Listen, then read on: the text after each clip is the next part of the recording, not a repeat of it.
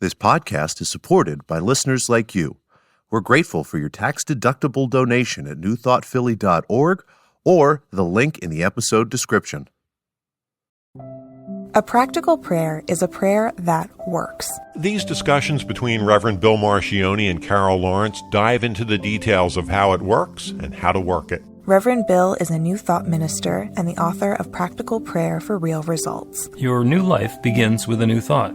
Carol Lawrence is on a spiritual quest, finding the New Thought teaching after decades on the pulpit in 3 different traditional denominations. I've got some questions. Together, they're exploring the philosophy and activities that come together from many of the world's religions to create the practical spirituality that is New Thought.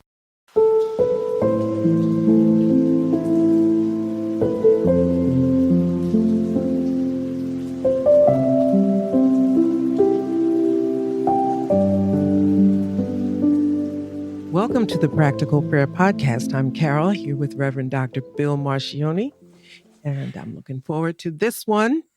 I am too. You came up with a great topic of conversation, and without letting the air out of the tires, I'm going to say that it's a great outline for a topic.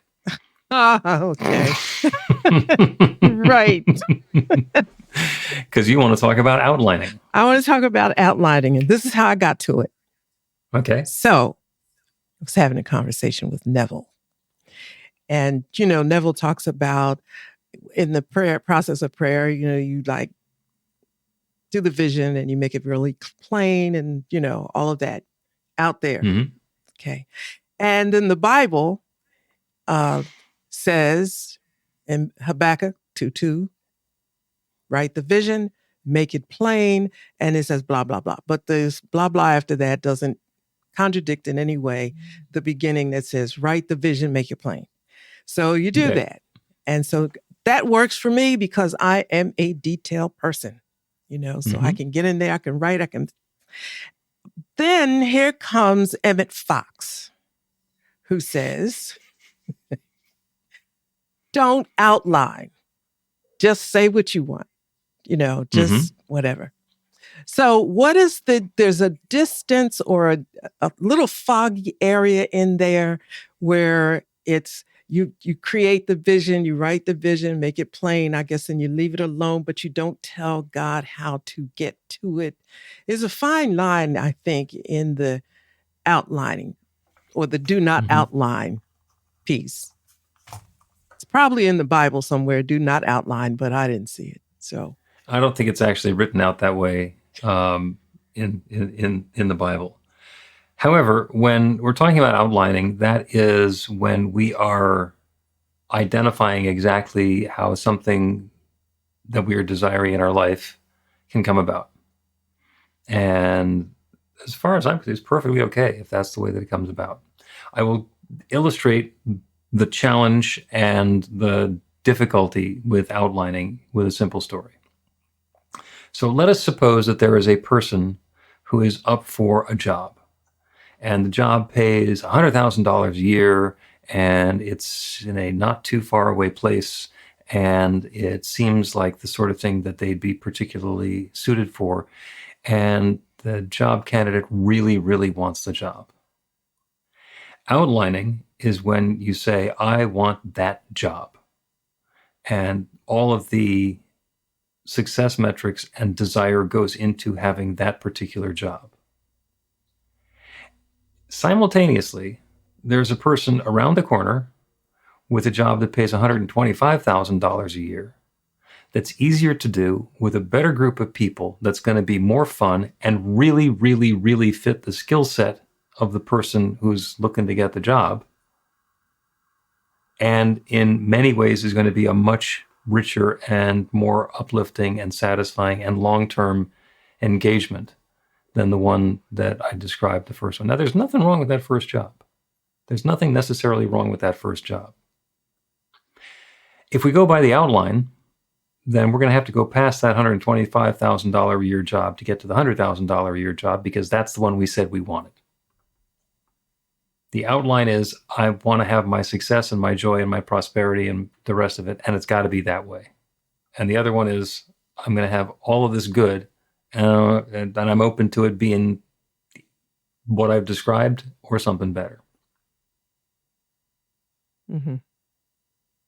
I'm going to stop talking for a while now and let you talk. I'm processing it. It makes sense, but it kind of goes back and forth a little bit because when you write the vision or when you're putting the vision together in your head and you kind of see it but you don't really know how you're going to get there. So if you say, I want to do it this way, that's outlining. But well, it's not that I want to do it this way. I want the universe to do it that way. I want the infinite to respond and the creative law that creates everything to do it like this. oh, if you're going to put it like that, that's like, don't boss the universe around, just show it with your okay. idea, right? Yeah, there's a shorthand term for bossing the universe around and trying to get your way. What is it? Which is outlining.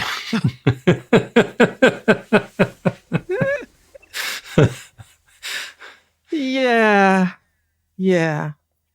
Okay. I'm looking at hindsight now and I'm seeing a couple of times where something happened and I didn't outline it. I just said I wanted it to happen. I didn't know, and on purpose. I didn't not outline on purpose because I think if I was to, I would probably do it, right? It just didn't occur to me to put the how-tos in place. I just kind of threw it out there. And the next thing I know, bang. And I thought, how did that happen? Look at that. Oh my God. And so I wanted to be in the company of a group of people. And I had no clue how to do it, how it was going to happen. I just said, this is one of the things that I want to do. And I was talking to somebody on the phone and they were going blah, blah, blah. And I just put it away. Next thing I know, I got a call inviting me to the exact event that I thought was just in my imagination, right? It gets better, man. The one with all those people, they're going to be there anyway, and they want you to come hang out with them. They wanted me to come out and hang out with them. And I'm thinking, no. No. So I laughed, right? So I had a particular number of people in my mind when I said it. The number was insignificant. It's just a number I had off the top of my head because it was just that. And so when I'm at the event, okay, so I started counting, right? Of course. And, I said, just after it was over, I said, Spirit, you came up a little short, right?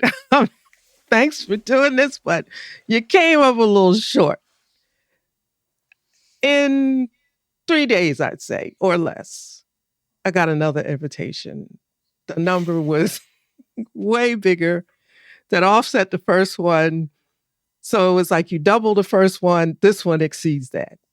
I said, okay, all right. I guess you got it, right? I guess you got it, Spirit. Okay, you're cool, babe. And so I didn't outline. I didn't know how. If I knew how, I probably would have tried it, but I didn't know how. I just put it out there. When you first being said honest. Yeah, that is. When you first said that you wanted to be involved in this group and doing and being involved in this event, did you have an idea of how that might come about, or was this just something that you were open to and interested in and wanted to and were inviting? The second, I had absolutely no idea how to make it happen in my wildest imagination. I just said, this is what it was like something I saw and I said, oh, that's what I want to do. That's it. That's, that was like one of the things. Mm-hmm. And so I figured, I can't even tell you that I thought it was going to happen one day. It was just, this is what I want to do. And wow, this would be really nice. One of those kind of fantasy out there things you think about. Mm-hmm. And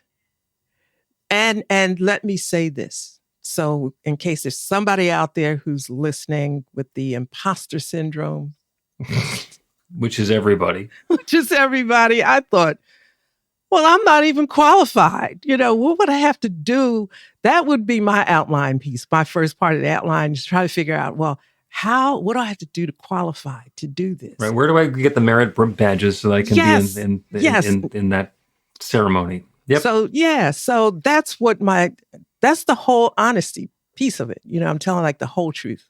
I kind of daydreamed it and then said, oh, that would be nice. It seemed like, if I told somebody, they say, oh yeah, well, that's you. But I didn't. Because you didn't necessarily think it was you, but you did the two really important parts of that, which is you didn't try and figure out how you can maneuver yourself to get into that group, because just from a practical standpoint, when you do that, a colleague of mine used to refer to it as circle the wagons. Okay, when an outsider comes in, like a consultant or somebody with a new opinion, the people who are there circle the wagons and do everything that they can to keep the inward-facing stuff inward and keep the other person out.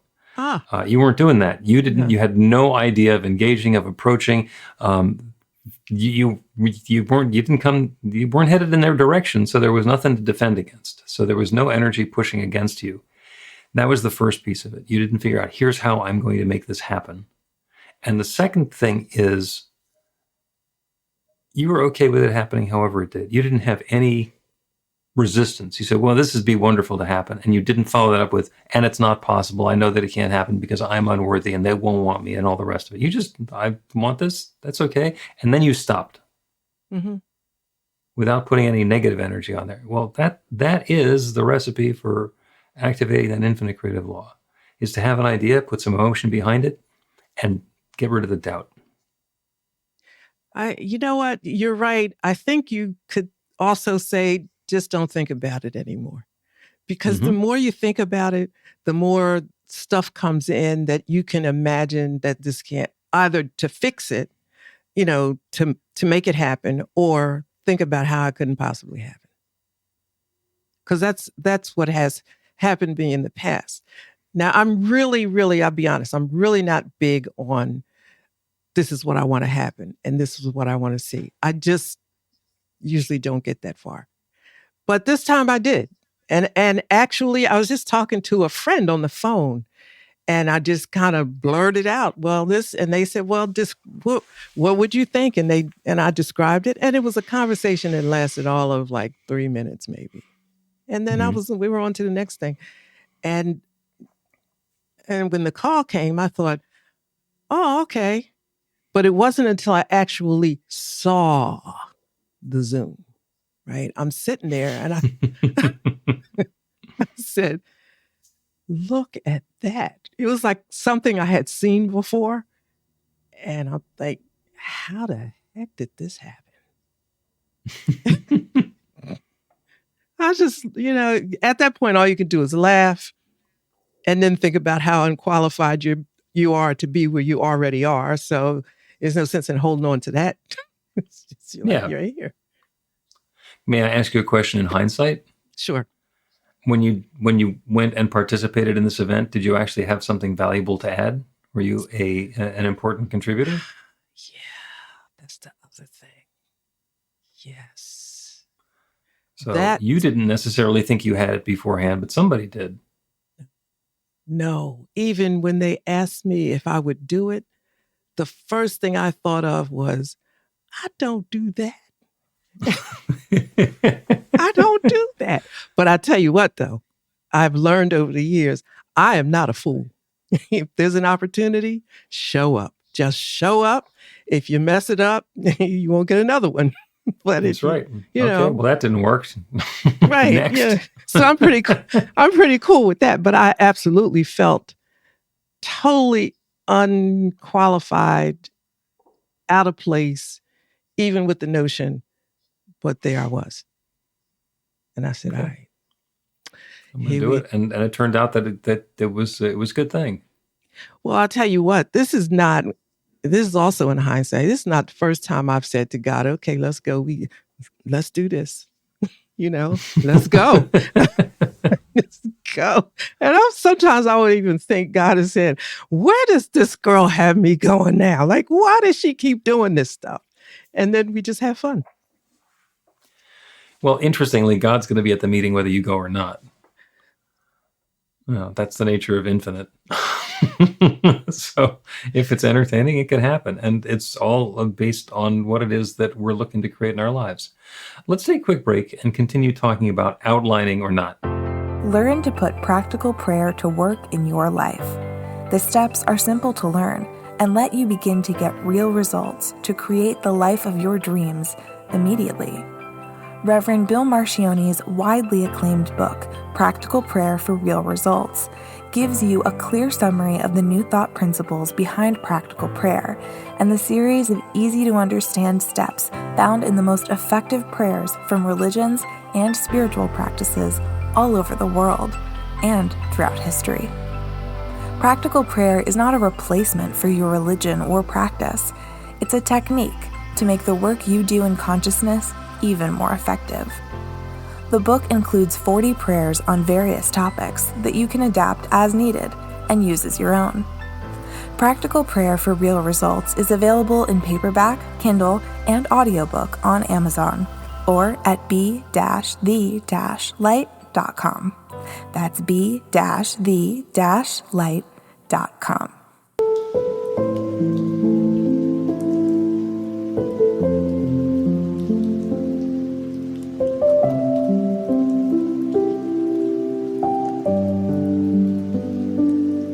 Welcome back to the Practical Prayer Podcast. I'm Carol with Reverend Dr. Bill Marcione. Having a conversation about outlining, which is where we get the idea that we can tell the infinite how to do its job.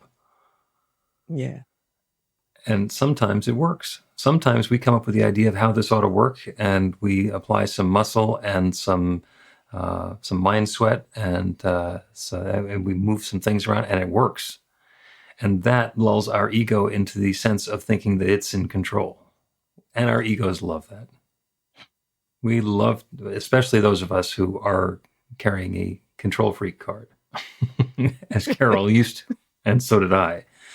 When we think that we're in control and the way things work out reinforces, oh, this worked for me, we tend to think that's the best way to do it. And in fact, the times that we're trying to maneuver things and we make it work, we're still partnering with an infinite creative power. But what happens is when I say, this is what I want, and this is how I want it to show up, and this is the idea for how it can come about, what I'm actually doing is limiting that infinite creative power. Because infinite means unlimited. There is no limit to the variety of ways that this goodness can come about. If I'm attached to it happening, which is just fine, and I'm also attached to it happening in a particular way, then it might not be possible for it to happen in that particular way. There might be somebody else who is in the queue for getting what it is that I think I want, in which case it's going to look like a failure for me, whereas otherwise it could look like a success for me. It's just not the way I thought it was going to look to begin with. Mm-hmm. So being unattached to how and being unattached to the specifics of the outcome turn out to be very, very powerful, because that gives the infinite a lot of elbow room in our consciousness. When we try and figure it out, then the infinite is going to either do it this way or not do it that way, and the infinite might be doing it a different way. It's just going to look like it's not responding to us. So here's my question on that. I agree 100%. Here's my question. All right. You leave it up to the infinite, but we're co-creators. So what is our part in this? Just to dream it up? I mean, I thought we had to partner and do our part, so to speak. Absolutely. Okay. Absolutely. So we'll make it a real life story. So when I was in college, I got into radio. And I was in the broadcast business. And my first full-time job in radio was actually as a summer relief engineer at NBC. And the local radio station in New York, WNBC, had union engineers, and they needed people to cover for the summer. So I spent the entire summer of 1980 working for NBC. And among other things, my favorite morning show, which was Imus in the Morning, which was on that station at that point. So I got to participate a little bit behind the scenes. And what I really wanted to do was to be on a morning show myself. I wanted to do a comedy morning show. And I went and worked at other radio stations, and it wasn't the same, and it wasn't NBC, and it wasn't that level of excitement, and it wasn't a major market, and it was frustrating, and was working in small markets and stuff like that. And Labor Day weekend, 1984, my old boss had gotten this job a year earlier in Philadelphia, and he was the program director at an AM station in Philadelphia. They were playing oldies. That was his idea. And the morning show that he'd done, which was playing oldies and pretending like it was 1964, wasn't working. So they brought in a guy to do a comedy morning show because they wanted to make it be something different. And he called me like on Thursday or Friday going into the weekend and said, yeah, things started last week, and the guy who we have, helping out on the show, it's not particularly working out. I'm not sure if he's liable to quit. So he says, don't keep your hopes up. I just wanted to see if you're interested. And I was underemployed at the time. And I spent the weekend intentionally not thinking about that. It's like, I am open to whatever's possible. And this was well before I got into this teaching. It's just that I knew what it was like to get wrapped around the axle thinking, this could happen and that could happen. This goes this way and this could go that way. So I just let go of it. Mm-hmm. I just let it go. And on Tuesday, I was getting ready to go to my evening job. And he called and he said, the job's open. You want it? Oh, wow. It's like, well, yeah. He says, well, can you be here in 2 hours? And I said, I live in North Jersey. It'd take me 2 hours to drive there. You want me to move? No, give me another couple hours to pack. And just like that, I was working on a major market morning show. And when I got to Philly, the guy who was doing the show, he loved doing ensemble stuff. And he found out that I could do comedy and I could do voices and I could do much more than what I was originally hired for. And it was an opportunity for me to blossom. I could not have figured that one out myself. Mm. So, and the lesson for me was let it go. I had set the intention. There's a new possibility coming along. I'm not going to try and micromanage it. I'm not going to wrestle it to the ground in my brain. Just leave it there, give it some room to grow. And magic and success happened. Now, that wasn't the end of the story, but that was me getting into a major market morning show. So that's how it works. Mm-hmm. I probably can look back on other things, in the past that probably worked that way. But staying out of it is a tiny bit difficult. It certainly can be. But the other thing is, I've been setting the goal really, really high. Kind of trying to trick myself out of participating because I can't. Do you know what I mean? Yep. I set it real high, and I did that a couple of times, and it just worked out. It just worked out. And sometimes I mentioned to you, and I don't know if you remember, it was really recently, about something that I was being asked to do, and I've been asked to do it a lot, and I don't want to do it. And I felt like I was obligated to do it, maybe. And I thought, okay, I think this is some across the street interpretation sneaking into my world here, where the word call is used a lot in ministry across the street. And I never did like that call because because it feels like you have no choice. So even if you don't like it, you have to do it, kind of deal. Mm-hmm. And so I thought, I never liked this. So since I'm not across the street, why am I considering this? And and it's like part of my heart was saying, yeah, and then and you posed a really interesting question. You said, can you not do this and still be who you are? Mm-hmm. I couldn't get that out of my head, because I said, yeah. So why you want to keep on doing it? I don't want to keep on doing it. So why are you doing it? It's just that thing. So I think the outlining part can be helpful in the not doing, but considering where you are right now, maybe, and what you should not be doing, like steps you shouldn't take. Does that make sense? Like, a little bit. And there are actually two quotes from our esteemed leaders that come to mind. And the first one, which I've been thinking about for a little while, is from Ralph Waldo Emerson, who was one of the original New Thought guys. And he said, "Let us get our bloated nothingness out of the paths of the divine circuits." And that is a wonderful way of saying, get your ego, stop outlining, stop telling the infinite how it's going to work. The infinite knows how to connect this. So let's stop messing with it and allow it to happen. And there is magic in that, because the circuit might work a different way than you had in mind. And that's okay. And then you change the subject and you're talking about the calling, and the contract that a minister has with the church is called a letter of call. And it's, I think, really easy to confuse that letter of call with a calling. Letter of call is, we're going to bring this minister in, and they're going to be our pastor, and they're going to shepherd us into this life of spiritual integrity and uplift, and yada, yada, yada, yada. It's an employment contract. It's a job.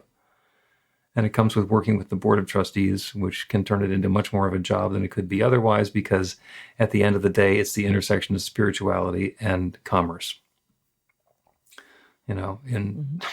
I talk to business coaches a lot, and they say, okay, well, in order to be successful, you figure out what it is that you have to offer. You create your product, you create a funnel so that people can dip their toe in, and you can send them something free and then upsell them and get them into something else. And it's like, that doesn't work for ministry.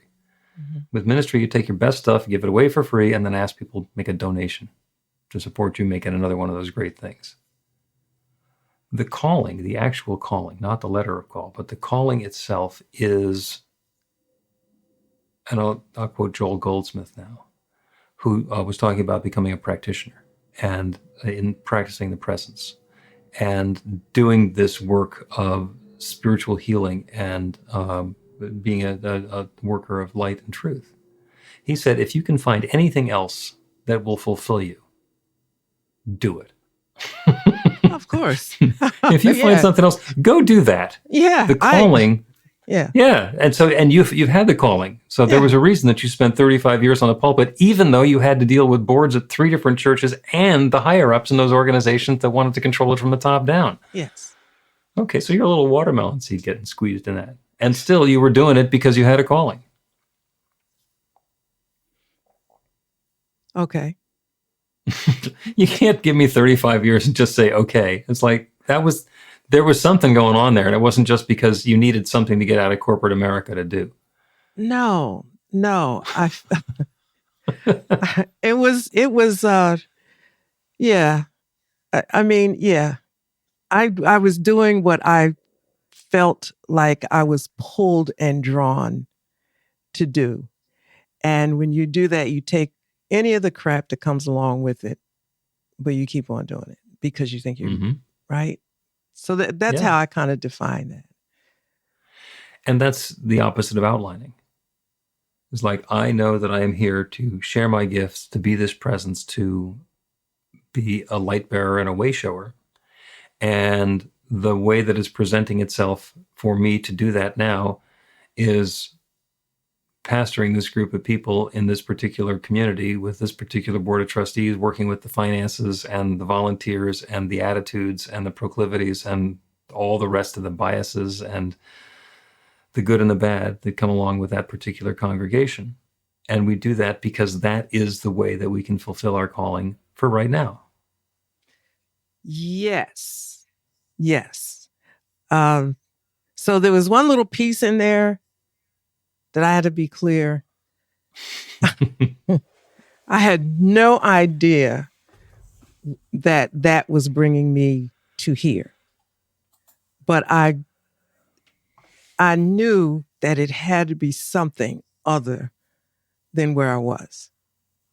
It's like, come on. It cannot end this way. This cannot be all there is. Now, maybe there are a lot of people that feel that way, but nobody's going to fess up, right? Nobody's going to fess up to the fact that they're feeling really frustrated, uncomfortable with what God has called us to do. So, I will. well, I mean, we wouldn't. What do is that. the meaning of this? Well, what's the I meaning? demand to see the blessing in it. Well, no, we would say, what's the meaning of this? But we wouldn't demand to see the blessing because we just are pawns in a sense. Just do what you're called to do. But, in the midnight hour, I'm thinking, come on, is there something? There's got to be, like, why do I have these ideas? And there was one idea that I had. It was in the late 90s because I had just finished seminary for about a year. And I just had this vision of something, an idea that was not even happening. Like, we didn't have Google then, but I had this idea about what I imagined I would do after I retired. And so I suggested to God, I need to be able, because once I get such and such an age, I'm not going to be able to see to drive. I don't want to get on these airplanes, and I don't want to do this. But I don't want to just do nothing. And I always believed that retirement would come before my energy ran out. So I'm thinking, right, because my mom was 96 and she was doing over a mile walk every day. I'm thinking, I got to have something. And really, and I knew what I do well, but I didn't have the picture. Okay. But sort of. So I can tell you now, I swear to God, if I could do that, I am living that which I saw then. Mm-hmm. And it blows my mind completely. And it also makes from 11:11. I'm not real good at this, right? So I'm getting better every day, everybody. So it's not like I saw it and I'm like, woo, I know how to live my life. No. No, it's like, oh, look at that. This is exactly, and then a lot of pieces start fitting together. And I said, okay, from this point forward, I can go forward with a whole lot less stress because I kind of see how it works. But it doesn't mean that I'm, like the control freak card is there. I just have to keep reminding myself to just leave it.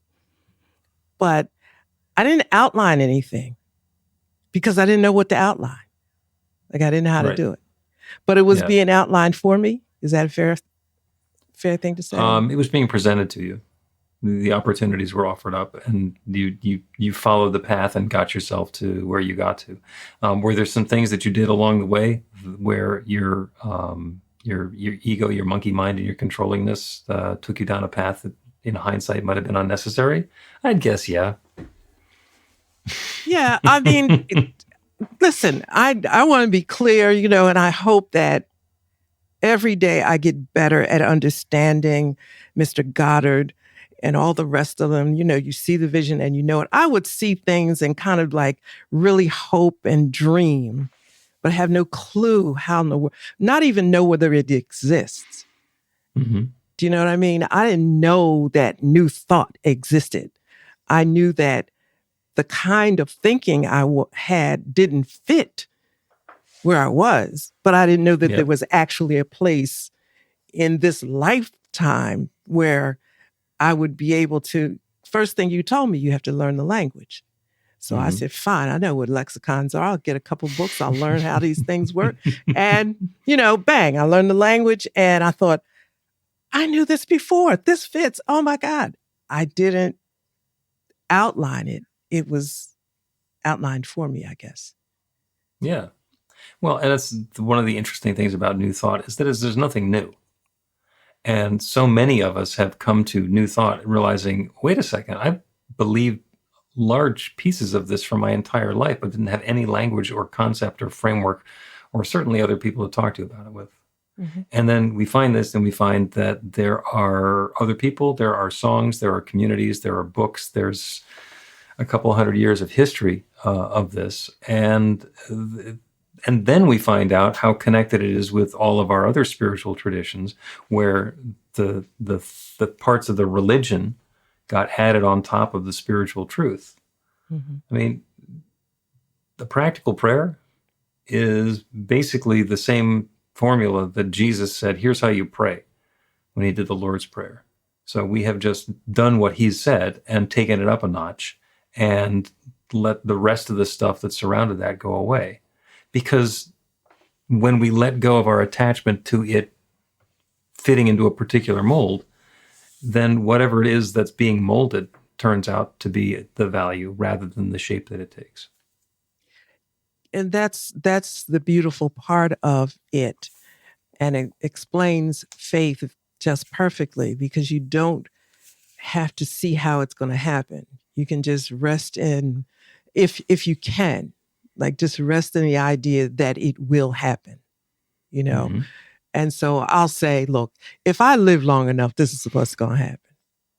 Mm-hmm. I mean, if I live long enough, I won't be surprised. Now, I would like not to have to wait until I'm 90, God, okay? But, you know, I'm just overwhelmed, I think, at how much energy and frustration I allowed myself to experience on the journey from there to here. You had something to learn. And perhaps the frustration that you felt is going to give you something to teach and share when you're talking about this with other people. I don't know. This is, as we say, above my pay grade. No, I think you're spot on about that. I really do. You know, I really do. Because there was always that thing. I know I'm going somewhere. This cannot be it. Therefore, I can't rest in this. I need to go to San Francisco, but I have no clue if San Francisco really exists or how to get there. But I know it's out there somewhere. Yep. There's the San Francisco for me, and I got to go find it because something told me I got to go do that. Yeah. So then I look back and say, well, you probably could have got on the road sooner, couldn't you? But we can second guess ourselves like that till the cows come home, and it doesn't particularly help. One of the other things that is sometimes very clear to me is I'm working with a client and they're going through a dark night of the soul with, a real challenge because everything was going great and then it suddenly turned sideways and now everything is miserable and there's turmoil and whatever. And they make the mistake of saying, well, why is this happening? It's like, I'm not sure why this is happening, but it is possible that you're going to find yourself sitting in front of somebody else in the future who's in the same situation you're in now, and you'll be able to tell them there's a light at the end of the tunnel. Because you're finding that light now. Mm-hmm. And nobody likes hearing that when they're in the tunnel. Yeah, you don't. And I'm saying, like, I've been in the tunnel a few times, quite a few times. But people don't learn from words. They learn from experience. Yep. And so sometimes just for me to say, I've been there, and I don't know where you're going, but I've been there, and you're not going to die in the wilderness. It feels like it, but you're not going to die. So just hang in there. Yep. Try not to explain everything because I can't explain it. The best I can do with any degree of confidence is say, you're probably not going to die here. Yeah. So hang in for a minute. Yeah. Breathe out and carry on. Yeah. Let's take a break, and we will do a prayer after the break on the opposite of outlining.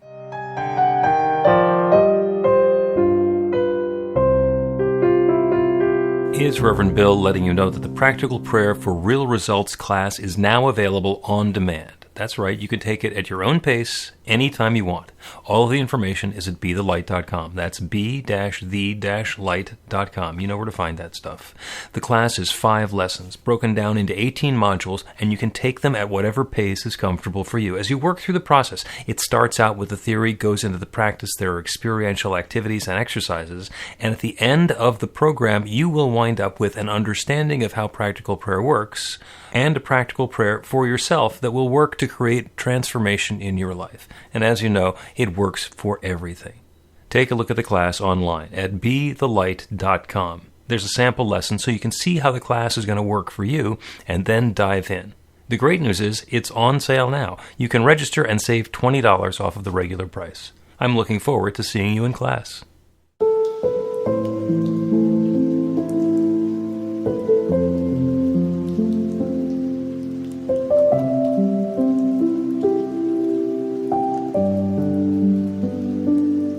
Welcome back to the Practical Prayer Podcast. I'm Carol, here with Reverend Dr. Bill Marcioni, having an amazing discussion. We started out a conversation about outlining, which is where we tell the infinite how something is going to happen. So we decide that we want to have some good in our life, and we say, this is how the good is going to show up in my life, and then invite the infinite to basically color in inside of our outline. And it is my suggestion that when we think that we got to make the outline and only let the infinite fill in what we think ought to be filled in, we're providing huge limitations on what we believe is possible. Because when we do that, what we're saying implicitly is that we think it can only work this one way, and it has to work this one way, or it's not going to be what I want. And we are inadvertently discarding all of the other ways that that same degree of goodness can come about in our lives. This practical prayer is about the opposite of outlining and defining how the infinite is going to create something for us. It is a prayer of imagination, of openness, of allowing, and also to acknowledge that the good that we're looking for is this or something better. If I'm looking for a job that pays $60,000 a year, there's the possibility there's an $80,000 a year job right around the corner, and I don't want to rule that out. Mm-hmm. So in this prayer, and in any prayer, we can include the notion of this or something better. So what we want to do is be as specific as possible and as abstract as we can in explaining what it is that we want to have.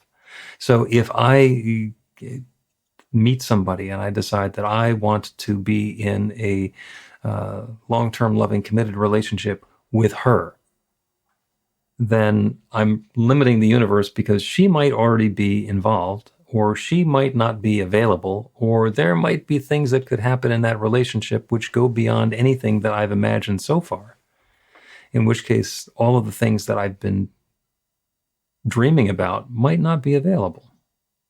However, all of those thoughts and ideas about the relationship that I want to have, those are still real. Those are still possible. So I can open up my imagination and say, I am looking to have a loving and committed and joyous and vibrant romantic relationship the way that I've been imagining, or something better. It can be this or something better. And that's the prayer. So we simply open our awareness to that infinite creative power, infinite, as big as we can possibly imagine, and then bigger than that, and bigger than that. Infinite is unlimited. The good that we are seeking is available in ways that go so far beyond our limited thinking and even our limited imagination. But it's a creative law, and it's always responding. It's always saying yes. So as we set the intention for the good that we're seeking and let go of our attachment to it being a specific way and say it can be this or something better, that infinite creative power is opening up and creating something new for us. That divine power and presence is always responding. So I know that as each one who is listening now is opening to that newness that they are desiring, to that experience that they are inviting, letting go of the details, letting go of the outline, letting go of the thought that there needs to be some control or specificity about how this is coming about. That infinite creative power, that one divine presence, that one love that has created everything, that creates everything, that continues to create everything, is now creating this newness.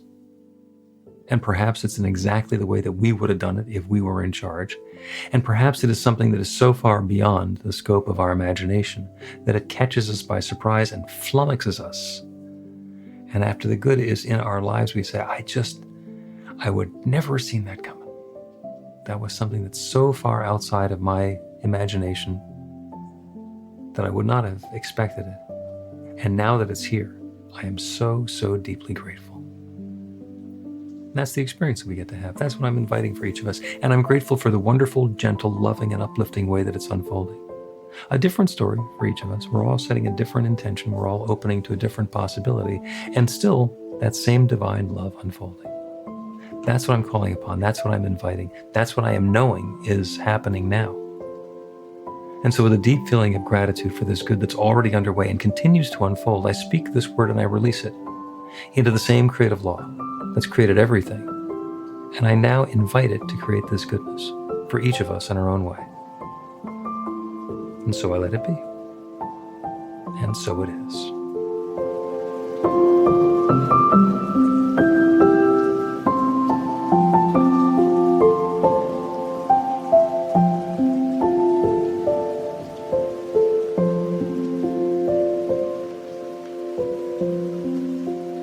The Practical Prayer Podcast with Reverend Bill Marcioni and Carol Lawrence is a production of BeTheLight.com. be-the-light.com, where you can find more information about practical prayer for real results. Our theme is by Music of Wisdom. You can learn about the spiritual community of New Thought Philadelphia with daily guided meditations, Weekly celebrations of spirit, and Reverend Bill's classes in practical spirituality at newthoughtphilly.org.